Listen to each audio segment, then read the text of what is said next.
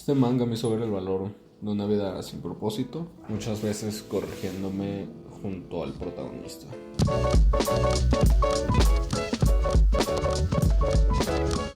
Pagon comienza presentando un personaje duro, podría decirse que es el arquetipo de lo que sería un personaje masculino en el medio. Suele caracterizarse por ser muy fuerte y tiene como muchísima confianza que incluso a veces se transforma en arrogancia hacia sus adversarios. Personalmente me gusta coincidir mucho con personajes así, con esta sobreconfianza para hacer las cosas, ya que muchas veces tengo de que no quiero hacer algo y veo estos ejemplos y me motivan. Así que la verdad me sentía muy representado con la imagen de Takezo, la imagen fuerte y imparable de Takezo. Pero como se muestra en el manga, la fuerza no solo radica en lo físico, incluso se ve como una forma muy burda y superficial de la misma. Capítulos más adelante, tras haber acabado con la vida de muchas personas que incluso no eran guerreros, solo eran personas que estaban colocadas en su camino siguiendo órdenes, se presenta un personaje muy importante para la historia, que es quien logra capturarlo y lo exhibe en un árbol de forma humillante, como si hubiera atrapado una bestia, y la tiene expuesta en su sala de trofeos. Aquí es donde el autor cuestiona al protagonista, su forma de vivir, de matar, el significado de la verdadera fuerza, ya que con anterioridad el protagonista se veía impulsado por el miedo, por aparentar, por demostrarle a sus rivales que él era mejor que ellos. Después de todo esto se muestra un flashback en donde se ve la vida de Takezo, un poco más joven, para así señalar de forma tenue cómo él refugia en sí mismo, en la búsqueda de la fuerza como una escapatoria a formar vínculos con los demás que según es de alguien débil. Para mí lo más interesante de Vagabond no es tanto su arte, que es increíble, sino los conflictos y emociones del protagonista, el cómo se desarrolla en su mundo y cómo eso se ve reflejado en cosas que siguen estando presentes en la actualidad.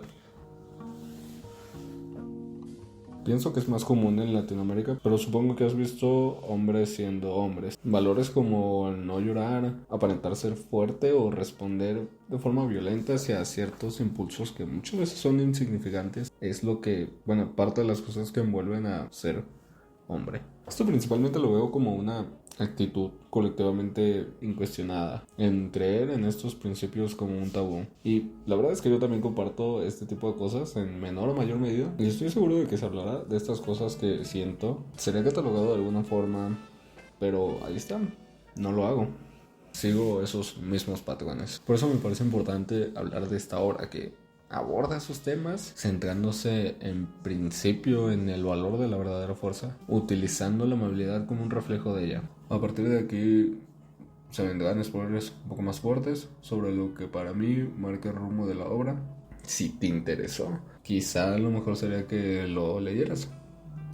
Y bueno, uno de los momentos más importantes para mí es el enfrentamiento con Inshun, que es un artista marcial que, a pesar de tener una increíble fuerza, no se presenta como un personaje arrogante o violento. Así que este es el primer contacto que tiene el protagonista con un personaje que es una persona confiada, que sabe que puede acabar con cualquiera. Esta misma confianza que carga Inshun lo intimida. Y es aquí cuando se aborda el tema del miedo, aquel que muchas veces su protagonista reconoció en sus adversarios, pero ahora él lo estaba sintiendo. Y durante toda la pelea, su orgullo lo obliga a pelear, pero cuando está cerca de morir, huye de la pelea. Algo que es muy negativo y que para el protagonista le hace ver que no es mejor que aquellas personas que se enfrentaron a él. Cuando menos ellas tuvieron el valor de morir peleando, pero él no.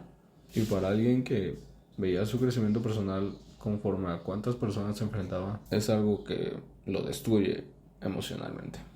Esta viñeta deja claras las intenciones del manga. No busca ser brutal y reflejar una imagen de un estereotipo gastado, sino que muestra las cicatrices del personaje, desconfianza, errores y miedos, y te pone en otro punto, uno donde no se rechaza lo que siente, sino que lo aborda y junto al protagonista te hace mejorar. Hacer personajes icónicos no es una tarea fácil. Muchos de ellos van cargados con misterio y tienen ciertas cualidades que los hacen especiales. Kite en Hunter x Hunter es un ejemplo de ellos, presentado al inicio del manga, teniendo un desarrollo en uno de los arcos finales del anime. Mismo podría decirse de Boba Fett, con sus contadas apariciones en la trilogía original de Star Wars, se podría ver un patrón en estos personajes. Incluso quizá es tonto desaprovechar personajes tan importantes, pero quizá ahí está la gracia de ellos. Durante todo Vagabond se presentan personajes que pasan por algo. Muchos de ellos el autor los desarrolla en tomos enteros. Así de serio los toma la obra. Y Kohei es uno de mis personajes favoritos. Aparece al comienzo como un rival de la talla de Takeshi, y su historia es retomada unos tomos más adelante, muchos tomos más adelante. El autor crea y trata con respeto a cada uno de ellos, y se ve las influencias de aquellos personajes que se desarrollan en su protagonista. Pienso que la historia de Miyamoto Musashi es muy gratificante de leer, porque es una historia que nace del desarrollo personal. No hay un fin mayor que sentirse pleno con uno mismo. No se trata de venganza o una redención, sino que únicamente va guiado por su mejora. Incluso parece no tener sentido, como si no tuviera un fin. Es decir, ¿cómo sabré que soy mejor si no tengo un límite? Podría parecer abrumador. Cuando escribía el guión del video me encontraba así. Ni siquiera sabía por qué lo hacía. Dudo sobre incluir las cosas personales que mencioné. No creo poder hacerlo bien y tal vez ni cumpliré con mis expectativas, pero confío. Confío en que más adelante podré mejorar, y creo que si en estos momentos de duda, si me dejo vencer en estos momentos importantes, entonces todo lo que habré hecho probablemente no habrá servido de nada.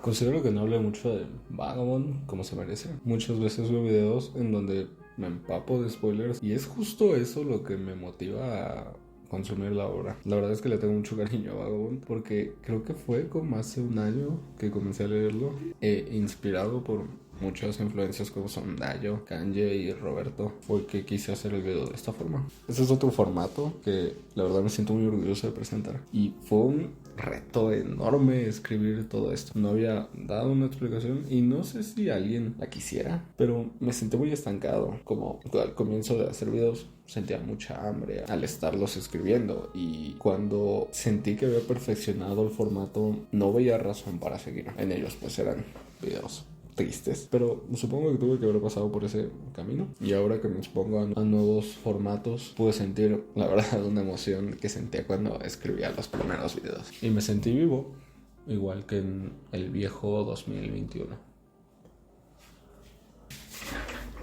Esta es una... Estoy enfermo.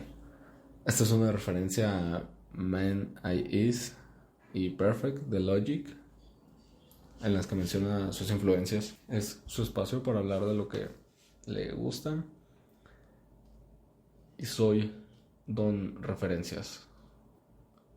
Veía Oslo en 2017.